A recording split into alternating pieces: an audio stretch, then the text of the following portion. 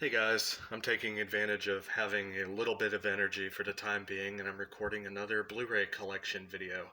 I'm going to dive into my Vinegar Syndrome Blu-rays.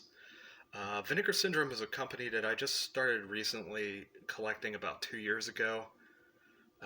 Pretty much right when I got a Blu-ray player, I started really getting into them, and I wish I had more, but I really appreciate them because they take a lot of lesser known films or just some of the weirder films that you would see at the sleazier mom and pop video stores growing up, and they lovingly restore them even beyond their former glory sometimes. And it's nice to see these films like that. I think every film deserves the chance to be reappraised and cleaned up, and it's really nice that there are these boutique labels that'll do that. I often call Vinegar Syndrome the criterion of trash. And I mean that as a good thing because, like I said, these boutique labels, I just love that they're taking great films, trash films, bad movies, all of these eclectic, things, and reintroducing them to people. It's really nice. But I'm gonna dive in, starting with the Angel collection, this big hefty box set. I just picked this up during their quarantine sale last week, and I've watched the first two. Haven't gotten to the third one yet. The first one is probably the best so far. It's about a high school student as a prostitute by day who's avenging the deaths of her prostitute friends at the hands of a serial killer. And then all of the weird and interesting characters that she knows in life along the way. One of them is played by Rory Calhoun, who is always wonderful, and he's also in the second one. The second one is a little bit more over the top and more comedic. The first one has more dramatic elements in it. But I appreciate that you have a sequel that is tonally different than the first. Rory Calhoun is a lot of fun in that one as well. I haven't seen the third one yet, but I think the absence of Rory Calhoun will be very strongly felt because I'm a really big fan of him. The second one has a surprise Ossie Davis appearance, which is always really great seeing him. I love him a lot, from Do the Right Thing and Bubba Hotep, and he directed Cotton Comes to Harlem. Really great old dude, but always nice to see him, even though he has a small role in that. But anyway, the Angel movies are just really fun revenge movies from the 80s. So if you like 80s exploitation type films, these will be a lot of fun for you. I can't wait to watch the third one and hopefully report back to you guys on what I thought about it. Next up is Good Luck, Miss Wyckoff. This film would be very controversial today, I'm sure. I first heard about it on the Pure Cinema podcast. It's more of a drama, so it kind of stands out amongst all of the genre films that you see in Vinegar Syndrome's collection. This is about a school teacher in the 1950s who, after being raped, starts a really intense sexual relationship with a black man who works at the school, and she's trying to hide it because if it got out that she was doing this, all of her racist bigot friends would basically disown her and chase her out of town.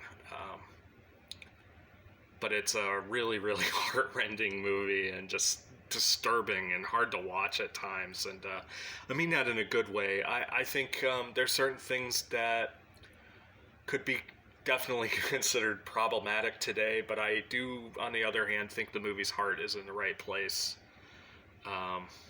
as like a portrait of just how the South was, back then. And it's a really good cast. Donald Pleasance appears in it. Carolyn Jones is in it. The mother of the Addams family, Morticia Addams. Yeah, well, how could I not think of that? But yeah, she's in it. Then a surprise appearance by Donald Pleasance as her psychiatrist. But yeah, this is just really interesting drama that the minute I heard about it on that podcast, I knew I needed to check it out. I picked it up at Grindhouse Video in Tampa. Again, I'm going to plug them. When this is all over, if you're in Tampa, please go to Grindhouse Video. The people who run the place are really, really nice and helpful, and you can just stay in there and talk for hours and buy everything in the store because they're really great guys that work there. And the owner's a really nice guy too. Next up is Sugar Cookies. I haven't watched this one yet. I got this during the quarantine sale. I don't know if it was included during their porno sale back in February. But if it were, I would feel like an idiot because I could have got it even cheaper. It's just, I must have passed over this. But what turned me on to it is it's produced by, I think, it's written by Lloyd Kaufman, the president of Troma, who's also a really super nice guy. If you ever meet him at a convention, he's really larger than life and hilarious to meet. But it's written by Lloyd Kaufman. This is distributed by Troma. But what really turned me on to it was it stars Lynn Lowry, who's in I Drink Your Blood and The Crazies, and especially David Cronenberg's Shivers, where she's just oozing sexual energy in that movie. But she's in it, and I'm a big fan of her. But also Mary Warnoff from Eating Raoul is in it, and it's kind of this murder mystery sex film, and I'm really excited to check it out, but I haven't watched it yet. I will get to it eventually. These are all ordered by Spine too. Actually, I order all of my boutique labels that have Spine numbers. I order, whether it's Criterion or Arrow or Vinegar Syndrome. I always order them by Spine number. It's a stupid little OCD thing, but I enjoy it. Next up is probably my favorite slasher movie of all time. Either this or Sleepaway Camp. I love Madman Mars.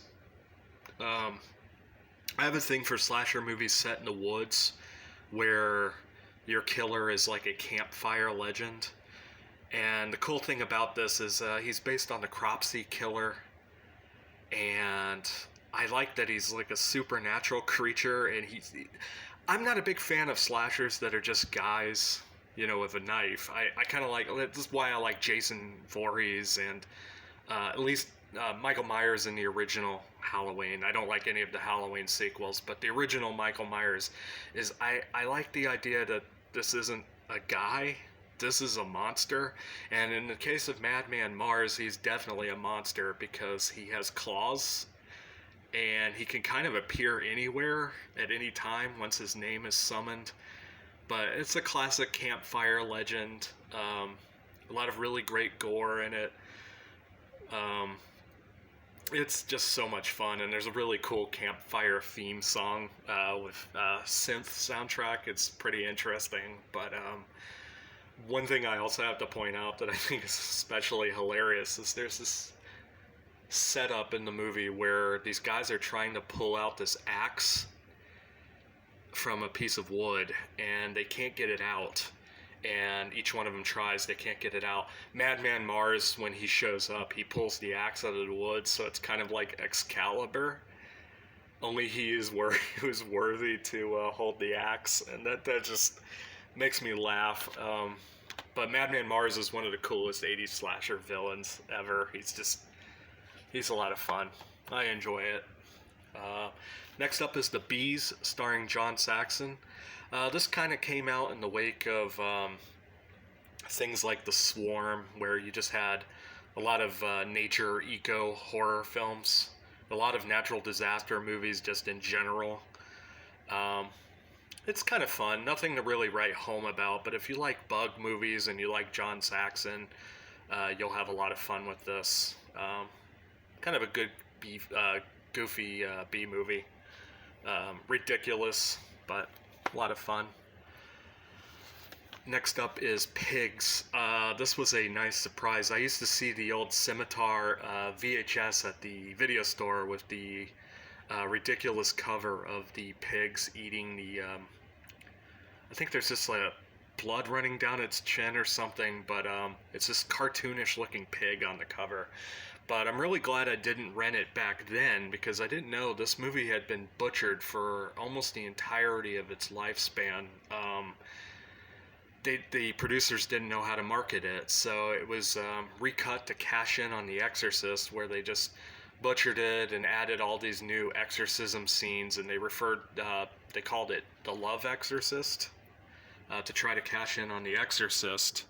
And then a few years after that, they retitled it Daddy's Deadly Darling and really upped the ante on this incest subplot and changed the nature of the film.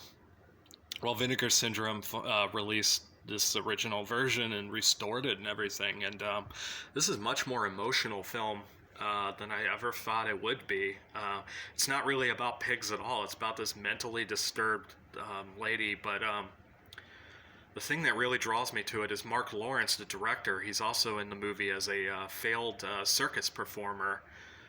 And there's something just so sad about his character in it and how he kind of relates to her because he doesn't have anybody else in his life, and that's at the core of the film. And I find that it's a lot sadder and more melancholy than I thought it would be. I thought it would be a sleazy horror movie. The way this cover makes it look and the way that every cover I've ever seen has made it look suggested that, but it's a lot more well made. And I feel like if they had released this original cut back in the 70s when it first came out, it could have been this like kind of little gem that maybe could have become a classic, like maybe not to the level of the Texas Chainsaw Massacre or something, but maybe something that was more highly thought of than the obscure little gem that it is now, only known to the most hardcore of cult fans, cult film fans. But yeah, worth seeing. It's a really cool movie. Ah, my arm is getting tired. Okay. Next up is the Candy Tangerine Man. This is a black exploitation movie from the 70s. It stars John Daniels, and I wish he did more films because he's really charismatic and likable. He stars in it. Buck Flower is in it, who's always great to see. You'll know him from just John Carpenter movies. Usually plays a homeless man. He's another one of those actors that I used to love imitating as a kid. I'm not going to try to do it now, but there's a line from Pumpkinhead that he has that I always imitate. Um, but yeah, it's about a businessman by day. He's a father and a husband, and by night he is a pimp called the Black Baron, and he gets in fights with rival gangs and the police. And it's just a pretty good drama. But the thing I always wonder about guys like him and Dr. Detroit, how do they ever get sleep if they're businessmen by day and pimps by night? They must have the sleeping schedule of Batman. But it also comes with Lady Coco, which I have not watched yet, so I'll have to get back to you guys on that. But yeah, Candy Tangerine Man, it's a fun blaxploitation film. Next up is Count Dracula's Great Love. Funny story about this one. I kind of got lucky with this one. I had the Elvira DVD of this, which was badly cropped. It's from Janus Films, but when you saw it cropped, it said it was from Anus Films, which always made me laugh. And while I enjoy the Elvira commentary, I do think this film deserved to be restored because it's really well shot. It's done by Javier Guerri, who's one of the better filmmakers that Paul Naschy worked with. I believe he did The Hunchback of the Morgue, which is a really cool movie. But yeah, Count Dracula's Great Love. I have a unique, dramatic take on Dracula. It's more of a romance than I typically enjoy from Dracula, but Paul Naschy's in it, and he's always great. So, but I got lucky with this one because I had ordered a pin on vinegarsyndrome.com, and instead of sending me the pin, they sent me the Blu-ray. So I got this Blu-ray for the price of a pin. So lucky me. That was very, very cool. I kind of feel bad, but um, yeah, if you're just getting into Paul Naschy, I wouldn't recommend this one as a beginner's film, but if you have about 5 or 6 Paul Naschy movies under your belt and you really enjoy, then you can continue with this one. Oh, next up is Sweet Sugar. This is a women in prison film mixed with a bit of blaxploitation, and there's voodoo in it. Really hard to describe. It fits your, I mean, it fits your typical blaxploitation formula. It's about a hot chick named Sugar who to work on gets to she has to work on a plantation. It's a sugarcane plantation. How fitting, because her name is Sugar.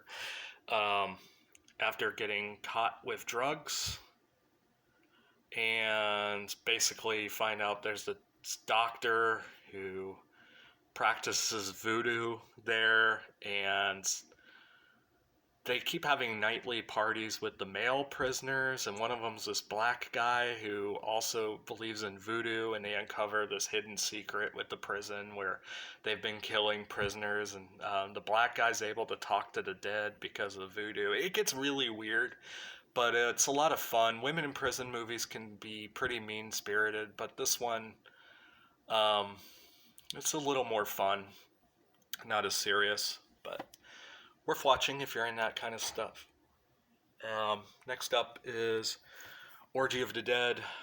It's a written by Ed Wood. This is a terrible, terrible movie to watch. It's very well photographed, though. It's very, very colorful and vibrant and pretty, and most of the women in it are very, very attractive. I would say watch it for the commentary. It's by Rudolph Gray, who wrote the book on. He wrote a book on Ed Wood. I think it's The Haunted World of Edward D. Wood Jr. He wrote that, and he does the commentary with Frank Henenlotter, who's great.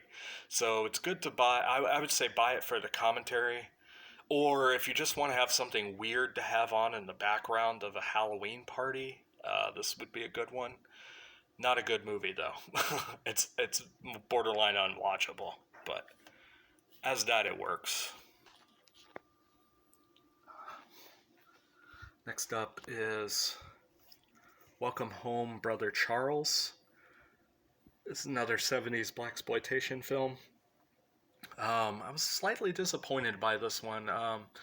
It wasn't as fun as I thought it would be. It's about a guy who's wrongfully accused of a crime. His penis is cut off and he's sent to prison. Well, he gets this super penis that's kind of alive. And when he gets out of prison, he uses his super penis to kill the people that framed him. And I thought, oh shit. I thought that it would be much wilder than it actually is, but it's a little slow. I might give it another whirl down the road, though, because I do that sometimes.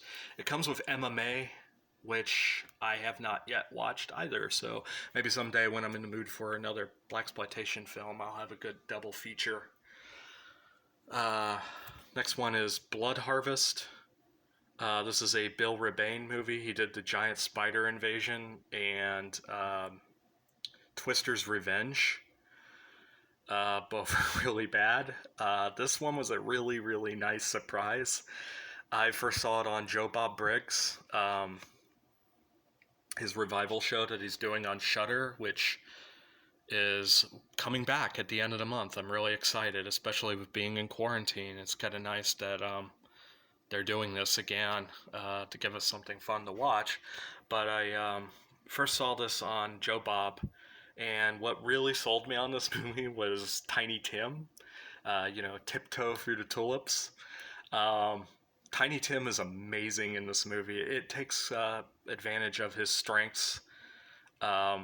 He's not a great actor, but he pretty much plays himself in this. And every scene that Marvelous Mervo, the clown, played by Tiny Tim, is on screen, I'm happy. I wish he were in the movie more, and I wish more directors had taken a chance on him, because He's so bizarre in this movie, and I saw it when the Joker movie was coming out, and I kind of laughed because the Joker movie, some of his inflections are very, very, very similar to Tiny Tim's. To the point where I was like, is Joaquin Phoenix a fan of Blood Harvest? Maybe. But I'm exaggerating it. Joaquin Phoenix is a fine actor, and he was great in Joker. But next up is Tammy and the T Rex. This was another pleasant surprise. This was released in the 90s in an attempt to make it a family movie. All of the gore was cut out of it. I guess they were trying to cash in on Jurassic Park. These dinosaur movies were big in the 90s after Jurassic Park. You had a whole mess of them, but this was a very nice surprise. Now that I've seen it, I can't imagine what it would be like without the gore in it. It's so hilarious. It perfectly delivered. It stars Paul Walker and Denise Richards. They're both a lot of fun in it, and just really campy, over the top movie. How can you not like a movie where a guy gets his brain put into a giant robot dinosaur? Um, it's really weird. Terry Kaiser is in it, and he's hamming it up the entire movie. So there are enough elements in it that are just crazy enough to be wildly entertaining. Taming the T Rex. Next up is Lust in the Dust. It's directed by the great Paul Bartel. It's kind of a reunion between Tab Hunter and Divine, who had previously starred in John Waters' Polyester. And maybe I set myself up for failure because Polyester I had just seen for the first time when Criterion released that, and that movie's amazing. Lust in the Dust is not amazing. I was really let down by this. I might need to revisit it again. Maybe I'll get more out of it, but a lot of the comedy in it was just falling flat for me. And that's really surprising because Divine is great always, and I really like Paul Bartel's films, but this one just wasn't doing it for me. But I might revisit it. Next up is Spookies. I really love that cover. This was limited, and I picked it up. This is kind of like a poor man's Evil Dead, if Evil Dead didn't make any sense at all. It's about a bunch of people who go into a haunted house, and one by one they're just picked off by these various creatures. But what makes the movie is how inventive all of these monsters are. So if you like really goopy, weird rubber monsters, Spookies is a lot of fun. The other thing that makes this release worthwhile is there's a making of documentary that's pretty interesting, and there's also a history of Vipco video documentary, and those are worth the price of admission. Spookies is not a good movie, but if you're in the mood to turn your brain off and watch some silly rubber monsters, you could do worse. Next, okay, I'm actually done with my Vinegar Syndromes. I'm getting into my Draft House Films collection. I only have 4 of them. Well, technically 3. One is Olive Films, but it was co-produced by Draft House. Starting with Miami Connection. This is a film that needs no introductions. Uh, Friends for Eternity. Friends Forever. This is a really, really hilarious, over-the-top bad movie. One of the best bad movies ever made. Consistently entertaining. It's charming. You really feel for the filmmaker who had, Waikiki Kim, had never made a movie before. He lost everything because of this movie, and he just really, all he wanted to do was make an entertaining movie that had like a hopeful message about peace and friendship. And I think it delivers because it's really warm. As bad as it is, everything about it is incompetent, but it all comes together in a way that makes it one of the most charming, endearing movies ever. It's so much of its time. The songs are really catchy and they'll get stuck in your head. And yeah, even though technically it's a really bad movie, the acting is really bad. There's something about it that just works on every level. It is consistently entertaining, and I really think that YK Kim's message does come through. It is about the power of friendship and also maiming a bunch of ninjas. Um, it's great. You guys have all seen this, so I don't need to talk about it. Next up is The Visitor. This is a really, really insane movie. It's from the guy who did The Tentacles, whose name is escaping me right now. I can't remember off the top of my head. Where is it? Michael J. Paradise. That's not his real name.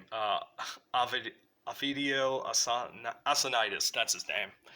Wow, I'm really spacing. Asanitis. But yeah, he did Tentacles and a whole bunch of other movies, which this actually does feature a lot of the cast from Tentacles. I think like John Huston and Shelley Winters and Henry Fonda all just like going on vacations because they're in a lot of his films. But this is what would happen if you took The Exorcist and Close Encounters of the Third Kind and The Omen and a bunch of other movies that were really popular in the 70s and you put them in a blender together. It features Franco Nero as a space Jesus. Sam Peckinpah makes an appearance in this. It features this really great soundtrack. John Huston has his own theme, and it plays every time he appears, and it'll get stuck in your head.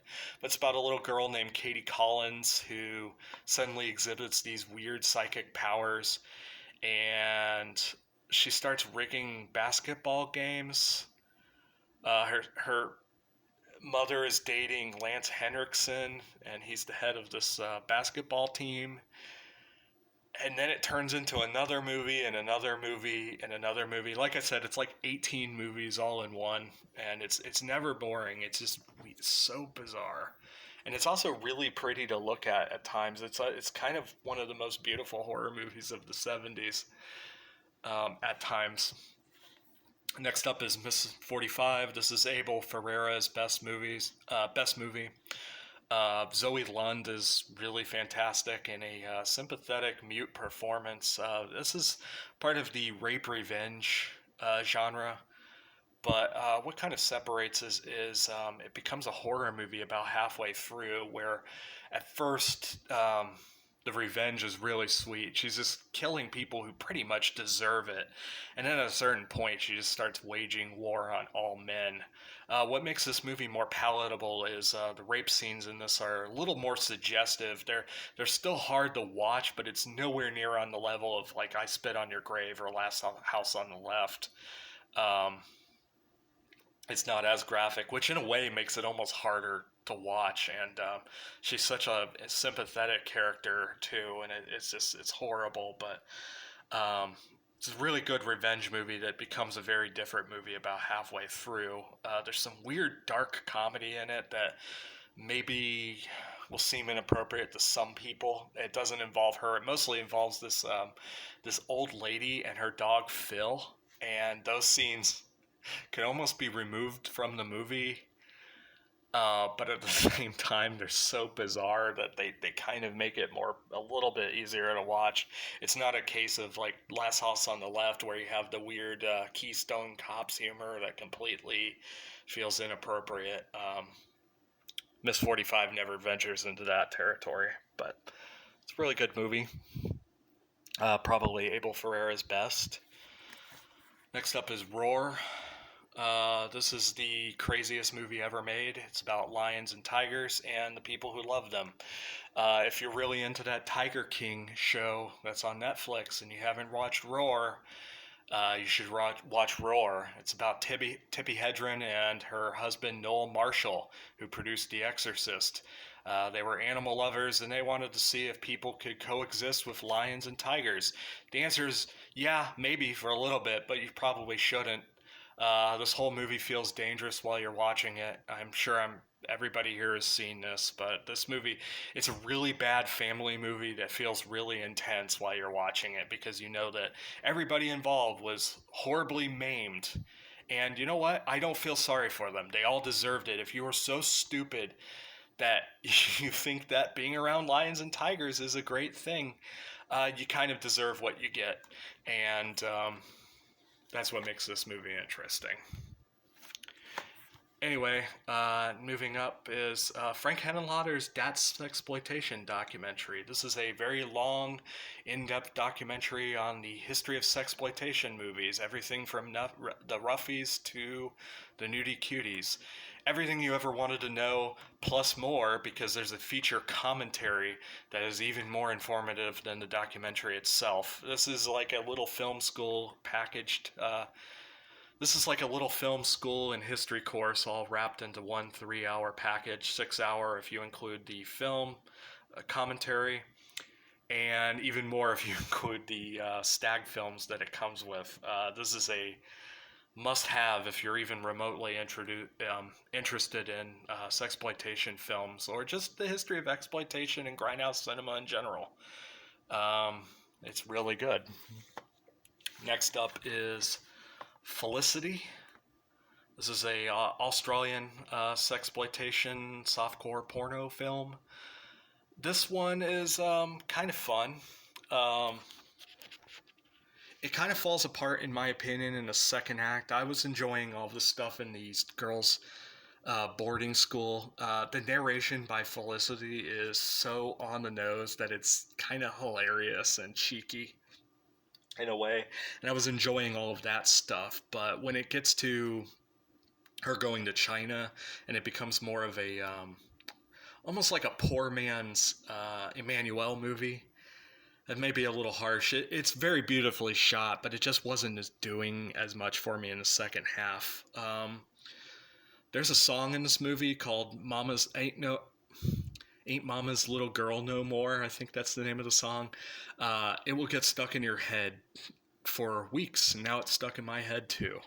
But yeah, Felicity, pretty okay softcore sexploitation film.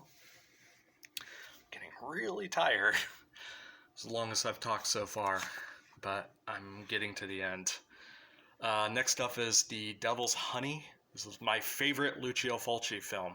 It has slowly become my favorite. I like the gore films of Lucio Fulci. I like his giallo films. This is one of his sexploitation films, and the cover and the description describes something much sleazier. This is a more emotional movie than I thought it would be, and it really hit me in a way that I didn't expect. It's kind of like about a girl who has this relationship with this guy, and he dies, and then she kind of blames the doctor because it was under his watch and he wasn't paying attention and he basically killed him. So she decides to kidnap him, and over the course of the movie, through flashbacks, you realize that the guy she was dating, who died on the operating table, kind of treated her like shit and wasn't good for her at all. So it's about her slowly realizing this, and it's her journey. But it has this really kind of compelling jazz score that makes it kind of strangely emotional too. It's well shot because it's Fulci and he was really great. But Fulci, I don't think he gets as much credit for his character work as he deserves. Her character arc in this is really good, and yeah, it isn't the sleazy film that I thought it would be. It's actually really well made and became my pretty much my favorite Fulci film, or it's the one that I like to say is my favorite. Maybe that's because most people don't really talk about that one. Next up is backwards. Emmanuel and the Last Cannibals, directed by Joe D'Amato, starring the wonderful Laura Gemser. I really, really like this one. It delivered on the sleaziness that I wanted from it. If I had any complaint, it's that once they get into the jungle, Emmanuel almost becomes a background character, a little bit of a afterthought, actually. This has a weird score. There's a scene in the movie that I won't describe, but it's a really sleazy scene in the movie that should have made me more uncomfortable than it did, but I started to laugh because the score reminded me of Philip Glass's score for Koyaanisqatsi. It's this like rolling score, and I started laughing, and I was having a really good time with it. But Yeah, Emmanuel and the Last Cannibals is a good cannibal romp with some sleazy sexploitation elements. And Gemser's, what can I say? She's always great. Moving on is the unofficial Emmanuel movie, a violence in a women's prison. This was directed by Bruno Mattei, um, written by Claudio Fragasso of Troll 2 fame. I was expecting a little bit more for this. From this, it's a little bit slow. Gemser is in it. I guess the twist in the movie is that she turns out to be big surprise. She's Emmanuel. Um, it's basically Emmanuel in a women's prison. I'm not overly fond of this one. Um, it made me uncomfortable, but in a way that wasn't fun. It was pretty mean spirited, and it's a little slow. Um, I don't really recommend that one. As much as I wanted to like it, I didn't. Um, Pardon me, I've been talking for a little while and I'm actually getting a little tired, but I'm going to soldier on because next up we're getting into one of my favorite Italian horror films. Joe D'Amato's best film, in my opinion, Beyond the Darkness, Bio Omega. This is a really disgusting, hard to watch movie. Has a really great romantic goblin score. Um, this Blu-ray actually comes with the soundtrack. Slowly becoming one of my favorite Goblin scores. But yeah, it's about a guy who loves his wife so much he decides to embalm her and keep her body, and he starts murdering women.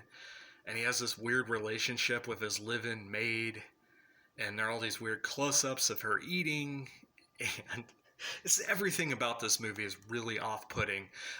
If movies had a smell, you know these movies that are so atmospheric that you almost feel like you could smell them. This is one of them. Um, if a movie had a smell, this movie would smell like piss and shit. Um, it's just really, really gross.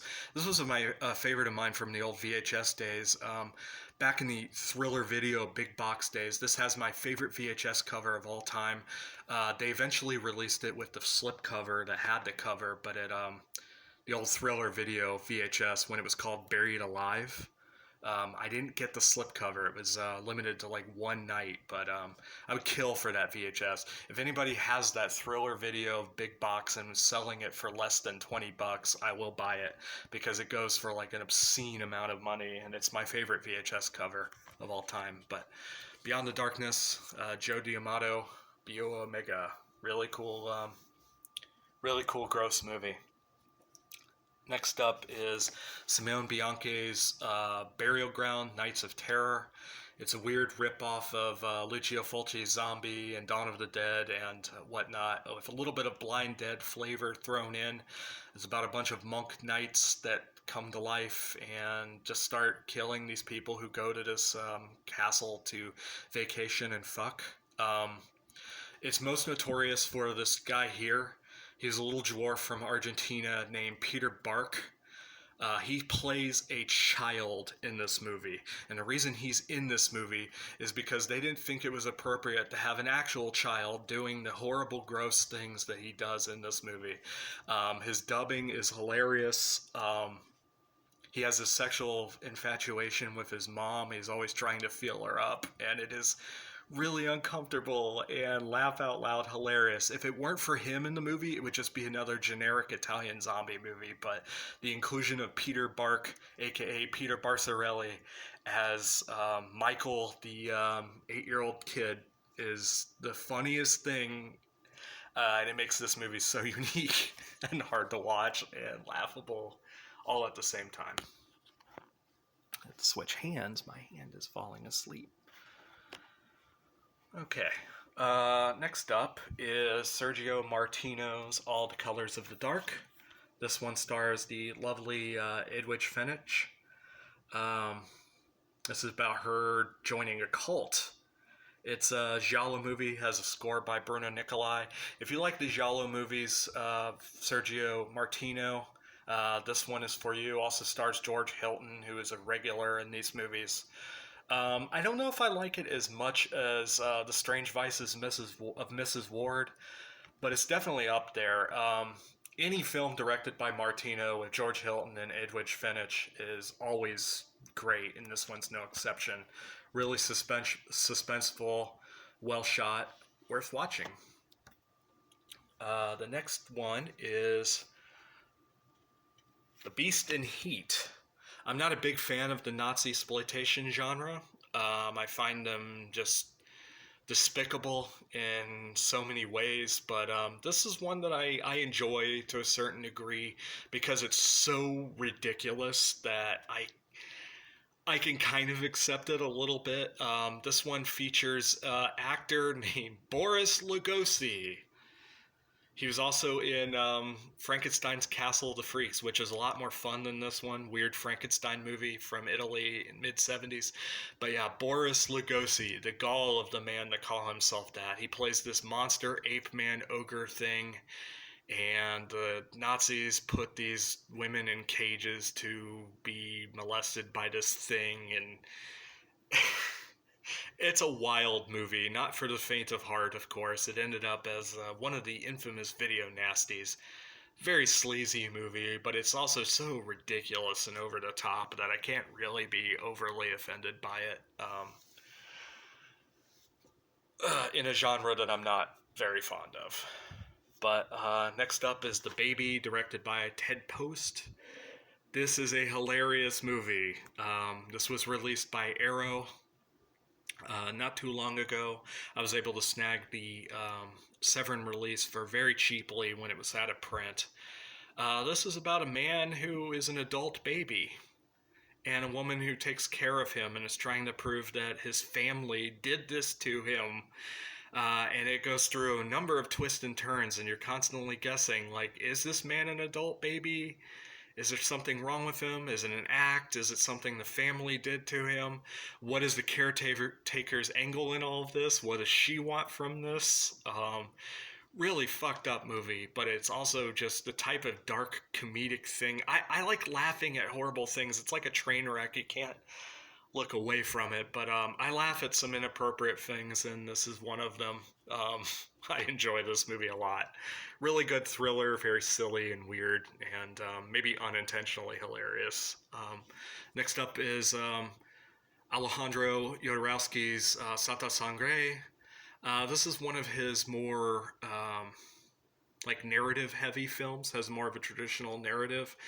Um, it's about a guy who was raised in the circus who gets put in a mental institution after his father dies. His father ran the circus. After his mother and father die, he goes insane and goes into a mental institution.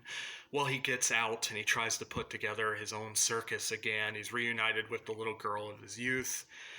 Takes some weird twists and turns. It's just as surreal as his other films, even though it is more narrative heavy. Really, really great movie. Definitely worth watching. If you've never seen one of Jodorowsky's films, it's definitely a good entry point. I believe it was the first one I ever saw. It's not as captivating as The Holy Mountain, though. That one is probably the weirdest thing you'll ever see. But as a good entry point, that one's a good one. All of his films are great, though. I do believe I'm probably, well, I don't know, I'm almost done. I was going to take a break, but I'm almost done, so I'm just going to soldier through.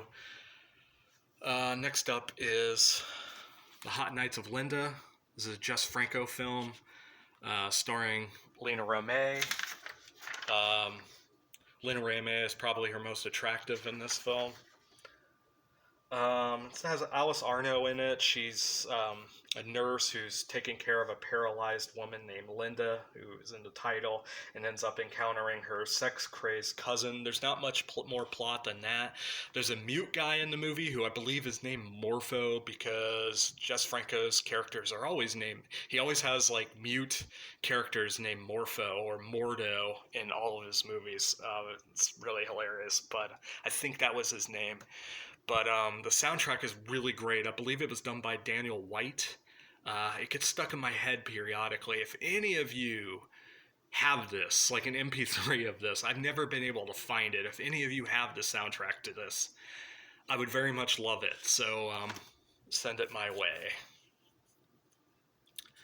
Next up is, oh, I'm getting into Severin. I forgot to tell you guys I'm getting into my Severin Blu-rays. Starting with that sexploitation I got in my Severin Blu-rays. Next up is She Killed in Ecstasy, another Jess Franco movie starring Soledad Miranda. She did, I think, 5 or 6 movies before with Jess Franco before she was tragically killed. She's always captivating, alluring. This is one of her best films. My favorite is still Eugenie de Sade. That movie is really emotional. This one comes close, has really great score, really well shot, flows much better than a lot of Jess Franco's movies. But again, she's just always really great. It's just a really cool revenge movie. Um, Kind of haunting and romantic at the same time. Next up is Jess Franco's retelling of Dracula, one of the rare Hammer films with Christopher Lee. I mean, one of the rare Dracula movies with Christopher Lee that isn't a Hammer movie.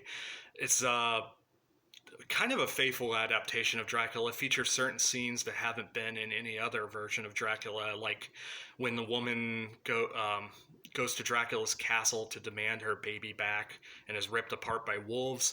That's actually in this one. I think it's the only Dracula movie that includes that, and that's one of the scariest parts in the novel.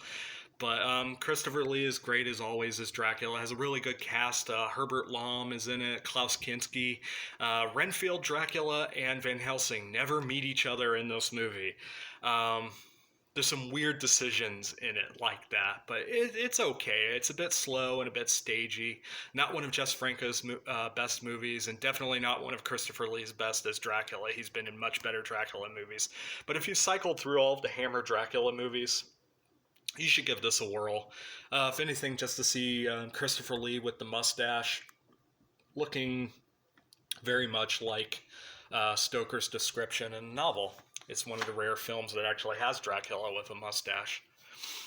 But other than that, it's a bit slow. But anyway, moving on. We have Bloody Moon, another Jess Franco movie. This one's his attempt to do an 80s slasher movie. It's fairly run-of-the-mill slasher movie. It's not as stylish as some of Jess Franco's other movies. It's like he's attempting to do American slasher movies. It kind of reminded me of Pieces a little bit, but not as stylish as that one.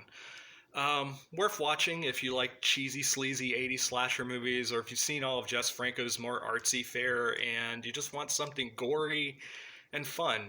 This one delivers. There's the death of a snake in the movie, though. I must warn you, they really killed this snake, and I feel really bad for it. And I hate when animals are killed for movies. It's not cool. Something that always bothered me about the original Friday the 13th movie, too. I mean, that's a studio movie, and they killed a snake. Next up is Jess Franco's Barbed Wire Dolls. This is my only full moon Blu-ray. This is just a standard women in prison movie. It's kind of slow, kind of reminded me of Violence in a Women's Prison, where I was expecting something a little bit more fun and kind of sleazy. Maybe I've been spoiled by some of the women in prison films from Jack Hill, but it's kind of, I don't know, it's sleazy and gross and makes you feel uncomfortable, but it just misses the mark. It's not fun to watch, but if you like that kind of movie, you might enjoy it. Okay, moving to my last few, finally. I'm getting really tired, and I'm hoping I'm keeping up the pace, because I'm not used to talking this much. Moving into Mondo Macabro. First up is The Fan, has a soundtrack by Rheingold. This is a really, really messed up movie. It's about a girl who's obsessed with this rock star to the point where she runs away from home and begins to work her way into his life. And I really don't want to say more. If you really, really like messed up dramas and thrillers, this one is just such a fucked up movie. And it has an ending that you'll never forget. This is really haunting stuff. Next up is Night Has a Thousand Desires. This is one of the first movies that Jess Franco did when he returned to Spain after dictator Franco passed away. This is a really dreamlike movie, one of Jess Franco's more visual films. Lena Remé is lovely as always. Worth watching if you're well schooled in the more avant garde Jess Franco films and you want to try something else that is just dreamlike and not very plot heavy. It's about a woman who keeps having dreams about murder and sex, and the people end up dead. And that's pretty much all the plot. The movie's just a series of dreamlike imagery, but Lena Remé is really pretty, and if you're into Jess Franco, you've already seen this, and you know what to expect. So, all right, final three. Whew. All right. So moving on to Inquisition. This is a Paul Naschy movie, directed by Paul Naschy. This is pretty much Paul Naschy's take on like the Witchfinder movies that were big in the late '60s, early '70s, like The Blood on Satan's Claw and Witchfinder General. It kind of reminded me of The Bloody Judge, the Jess Franco movie. It's about comparable to that. Naschy is great in it. There's a really great commentary by Rod and Troy of the Naschy cast. If you like Paul Naschy and for some reason you haven't heard the Naschy cast, definitely listen to those guys. Rod and Troy are just really knowledgeable, and when you're listening to them, you can tell they're the oldest of friends. And when you listen to their commentaries or their podcast, you feel like you're listening in on a conversation with old friends. Like you're part of the group. They really make you feel welcome. So it's worth it for the commentary alone. But this is standard Paul Naschy. Like, if you like all of Naschy's films, you'll like this one. It's par for the course for him. Really good stuff. Next up is The Devil Incarnate. This is a really fun one where Naschy plays the devil who's returned to Earth and is living as a human, along with a sidekick trying to experience earthly delights, and ends up kind of finding out that people may be worse than Satan in a way. So that's a pretty interesting angle. One of Paul Naschy's better films, one of his more obscure movies, not really a horror movie. It kind of reminds me of like The Canterbury Tale or Don Quixote or something like that. But if you like that kind of literature and you want something different from Paul Naschy, it's a really fun one. Also goes under the title of El Comandante. Really good. And last up, whew, I feel like I've been talking forever. I'm so sorry. Last up is The Beast and the Magic Sword. This is directed by Paul Naschy. It's his follow-up to his brilliant Night of the Werewolf. This was a bit of a disappointment, even after I heard that it wasn't one of his better films. It moves at a snail's pace. It feels a bit clunky, like it could have had like 20 minutes taken out of it. But it's essentially Waldemar Daniński, the Polish werewolf, in Japan with samurai, and he fights a tiger. And that sounds so exciting. And the movie, when it's doing those things, is really cool. This movie is made up of a lot of really cool elements. They don't quite fit together as well as they could have. It runs a little long.